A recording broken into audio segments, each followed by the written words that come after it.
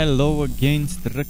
Diablo Force Open Beta tests are so close, and I'm making some pre-launch Theorycrafted semi-builds that should be good for fresh-into-endgame characters when the game is actually fully launched. I plan to evolve those setups into fully fledged builds when I have enough information from the game's full release, such as socketing, paragons, rows, ascended gear, and so on that currently I don't have access to. But they will be getting updates every season. Hopefully I can manage to get all of them updated, even if it means theoretically.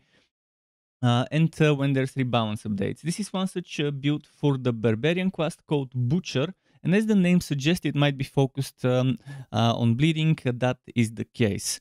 Let's give you some information before we start with the skills though. The beta test will only let us reach level 25 and only let us play in the first tag zone, which is why those builds would not be that great to be used for the beta. You can still kind of use them as guides for the first few skills all the way up to the ultimate, but with 25 points, there's only so much you can do.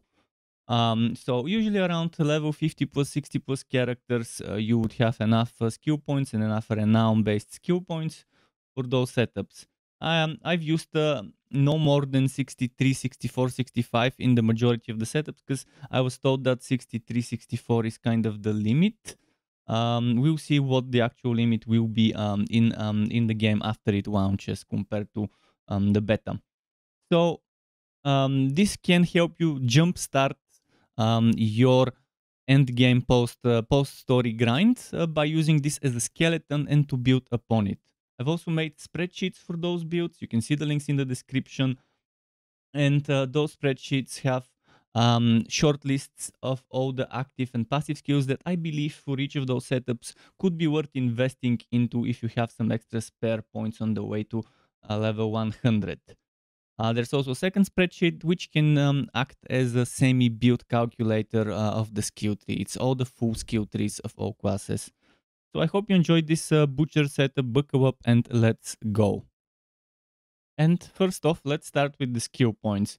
But rather than starting from the most basic skill, I will start from the bottom because this is how I make those builds. I decide on the specialization and I say, okay, I want to build around this specialization. Let me pick an ultimate skill that goes well with it. And then after I have the specialization ultimate, then I start filling the gaps.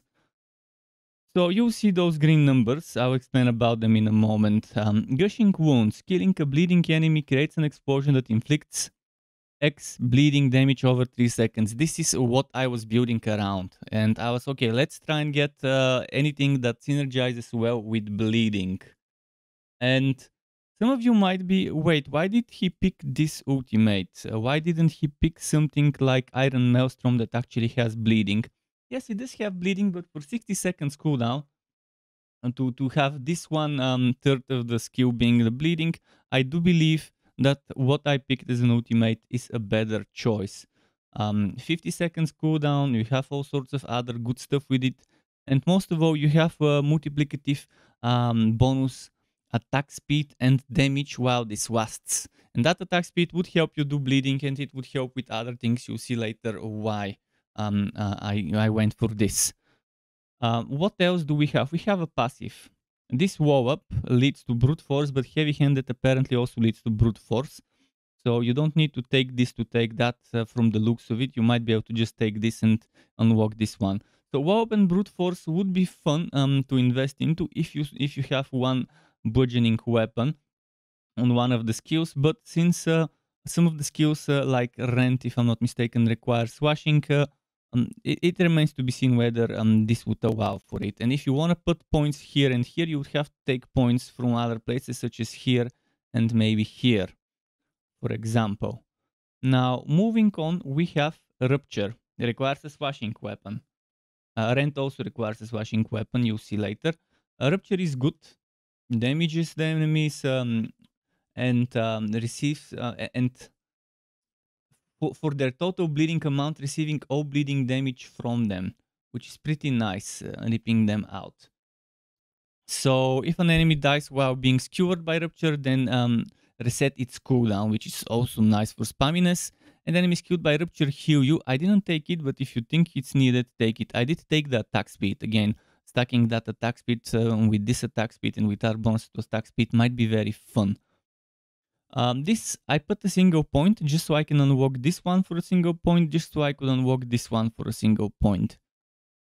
So we can make enemies vulnerable. If you think you don't need it, or if you want to max it out, the two opposites, if you think you don't need it, that's 3 points you can save up, maybe put it here, although I don't think you'll be using a bludgeoning weapon with this build, unless maybe you wanna put the bludgeoning weapon on charge or on Call of the Ancients. If you do that, then sure, okay, then take those points, put them maybe here. If you want to max this one out, you have to take points from elsewhere, or maybe hope that we have more than 63 points, and then maybe put more points here. Moving on to this one. Your bleeding slows enemies. Only 1 point, just so we can unlock this one. Your bleeding deals multiplicative increased damage to vulnerable enemies, which gives you an idea why I put that point here. I want to make that enemy vulnerable. Damage reduction while berserking, again, not the must-have thing, so I put it in this cover so you can consider removing it if you need points. Shout skill durations are increased. We do have one shout, and it is pretty solid. It gives us damage reduction while taunting, and duration 10.4 seconds. If you give it 3 seconds roughly 3 seconds with the 30%, a little bit more than 3 seconds.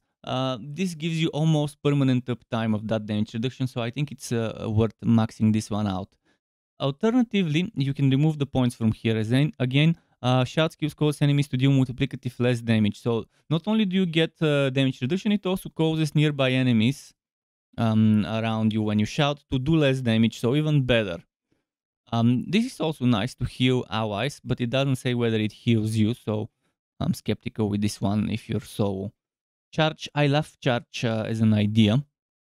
And normally I would go for leap, but I wanted to include charge in a single build, and I think this is the build where it fits. So enemies who are knocked back into terrain take extra damage, enter stunned, and damaging enemies with charge makes them vulnerable. You might be tempted to take this, and take it if you think you're not causing enough vulnerable. Otherwise, this one reduces charge's cooldown by 3 seconds if it knocks back an enemy into terrain. And 3 seconds on a 70-second cooldown doesn't seem like much, but it definitely helps you out to keep that charge ready for when you need to escape. Challenging Shout, as I mentioned, gives us damage reduction. Then it also gives us bonus maximum while it's active, which is another reason to have this increased duration. And then while Challenging Shout is active, gain 3 fury each time you take damage, another reason to have that duration. Then Imposing Presence gives you maximum life. I think it's very good for this build. Damage reduction against elites, bosses, and players, again, good for this build and any build actually. Endless Fury, very good synergy with this one because we will be using a basic skill with a two-handed weapon, which is Flay. Swashing two-handed weapon is used for it. Rent, our spender, dealing direct damage with Rent extends the duration of vulnerable, another reason to make enemies vulnerable again. And direct damage with Rent grants Fury per enemy hit up to a maximum of 20 Fury. Rent deals increased bleeding damage. I prefer this one. And then Flay. Nice basic skill, nice generator, making the enemy bleeding. And if it has a chance to make the enemy vulnerable for 2 seconds. Doubt this chance when using two-handed weapon, which you will be. Two-handed swashing weapon. Now, while Berserking Flay's attack speed is increased, not bad, good synergy for the setup, but I'd rather have this. When it deals direct damage to an enemy, they take 10% multiplicative increased bleeding damage for the next 3 seconds, which definitely helps to make a setup, to prepare them for Rent or for Rupture with Flay. So this is it for the skill points. Hopefully it's clear. Here we are at the Legendary Aspects Codex of Power and Legendary Aspects thingy section. First of all, what are legendary aspects, legendary powers? I'll try to be very brief. Whenever you kill a monster, loot a chest, or take any type of source of food, there is a chance for that thing to reward you a legendary item. And legendary items have special affixes on them called legendary aspects.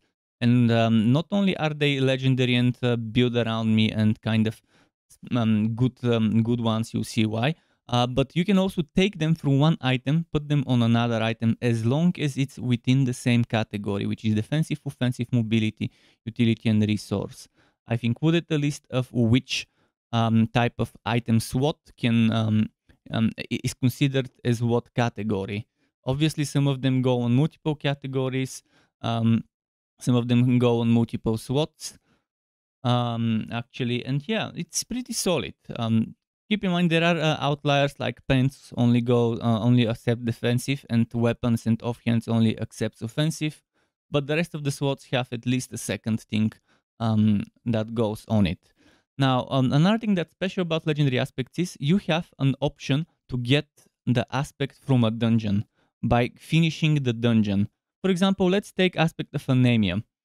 In Fractured Peaks, in the core Dragon Barracks, if you finish the dungeon, beat the final boss, in a user interface Codex of Power, you will unlock for permanent use this aspect of anemia, but you will unlock the bare, very minimum version of this aspect. So this 31 would be whatever the lowest is. The 31% chance turn is what you will get. If this one goes to 41, 45 or whatever chance, you will always be getting the 31% chance if you use it from the codex. But it's a great way to patch up a build if you're missing a few aspects here and there. And if RNG is showing you the middle finger, you can shove it back up its ass and tingle its tonsillitis with it. So all that said, let's go through the best in SWAT. For the helmet, I decided to go for Shared Misery. For the chest, Anemia. For gloves, Relentless Berserker. For pants, Numbing Rat. Boots, Wind Striker aspect. Not needed since we have charge, so you might want to remove it and rework things if you feel like it. Or get Ghost Walker. Amulet Retribution, Aspect of the Umbro, Ring 1. Ring 2, Slaking aspect. Not to be mistaken with Stoking aspect, and weapon 1 aspect of berserk gripping, offhand aspect of veteran brawler, and the barbarian is special. It can have two-handed weapons and a dual wield setup at the same time, and all of them are stat sticks, but only the one that they're actually wearing at the current moment is getting the major bonuses that are not the aspects, and you can assign which weapon set goes for which skill. So veteran brawler offhand, aspect of brawlers. And I don't think it should have aspect of brawlers aspect. Probably just brawlers aspect goes here, and aspect of quickening pulse goes in the two-handed weapon. So yeah, there's a lot of good stuff. A lot of good stuff here. Let's quickly go through all of those one by one. I'm gonna start with the offensive ones I've used. So Quickening Pulse, lucky hit up to 40% chance to reduce the cooldown of your non-ultimate skills by 1.5% seconds when you inflict bleeding on elites. Mind you, I'm gonna go through the ones I picked, but you can see there's a total of 21 when you need around 10 or 11. So the other ones are alternative choices. There's a bunch of notes I've added next to each of them and so on. So this is definitely good, and you will be applying bleeding on elites, you will be hitting bleeding elites. Enemies damaged by kick or charge. I didn't take kick, I took charge. Will explode if they are killed within the next 2 seconds, dealing damage to nearby enemies. I put it as a must-have, and as you can see, I put it on a two-handed weapon, which means it will benefit from 100% effectiveness, while amulet stuff benefits from 50% extra effectiveness. Berserk Ripping, I love this one. When you do direct damage while berserking, inflict X% of the base damage dealt as additional bleeding damage for 5 seconds. And 5 seconds is a solid amount of time. Now, good alternative veteran brawler. Again, I put it on the offhand. Each time a core skill, in our case Rent, deals direct damage to an enemy. Your next charge or leap, we have a charge, we don't have leap, deals increased damage. Which synergizes very well with another thing we'll see in a moment about rent. Now, retribution, I took retribution. I did not take pummeling. And distant enemies have chance to be stunned for 2 seconds. When they hit you, you deal 3% increased damage to stunned enemies. Additive 30%, not multiplicative like pummeling, which is to stun, knockdown, and frozen. I don't think we have enough knockdown. I think we have knockbacks, but not much knockdown. We don't have freezing. So I'd rather take this one. It will also help with applying stun here and there. We do have stun from this one though, keep in mind. Now let's move on to, let's move on to resources. We have aspect of the Umbro. Restore resources when you crowd control an enemy, which goes well with this one. I'm going to show you in a moment, but before that, slaking aspect. As you can see, I've taken slaking aspect. You have up to 30% chance to gain fury when rent deals direct damage to at least one bleeding enemy, and that should be happening if we flay them beforehand, or do something else beforehand to make them bleed. Another thing that you could consider, Echoing Fury, Unrelenting Fury, they are good, just as good as Umbro and Slaking, but I think Slaking is the better synergy here, and if you combine that with Aspect of Shared Misery, which has a chance to crowd control extra enemies, and Umbro, that combo, then you'll be getting plenty of resource generation. And yeah, that brings us to Shared Misery. When you crowd control an enemy, there's 6% chance for that enemy to get crowd controlled. To crowd control, spread it to another unaffected nearby enemy. Then there's Berserker, Relentless Berserker, and Anemia, which I took. Anemia, direct damage against bleeding enemies, has up to X% chance to stun them. Again, good synergy with Shared Misery.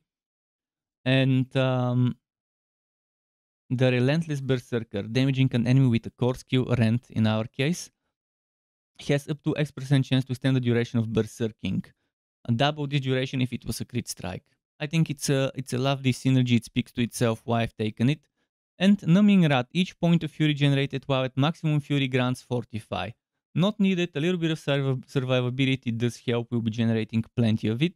There are other choices for defensive, such as Aspect of Might, very good additive damage reduction, or Disobedience, which goes well with us applying bleeding on the enemies. So you must have one defensive in every setup because of the pen slot only accepting defensive. And that's pretty much it for those. Hope it was clear. If you have any questions, obviously the comment section is there for you. To get notified when I upload more content like this one or other builds and guides for Wooter and not so Wooter games, you can subscribe to my channel and hit that bell button to not miss out on notifications. As well as keep in mind there's something called memberships on YouTube, which lets you be a paying member for my channel to get access to perks such as emotes and badges made by me, as well as the option to get one-on-one tutoring for the very basics of Adobe Photoshop, Premiere and After Effects. And memberships can be cancelled at any time if you no longer want to be a member. Thanks for watching all the way until the end. Struck up, keep it cool until next time, and goodbye.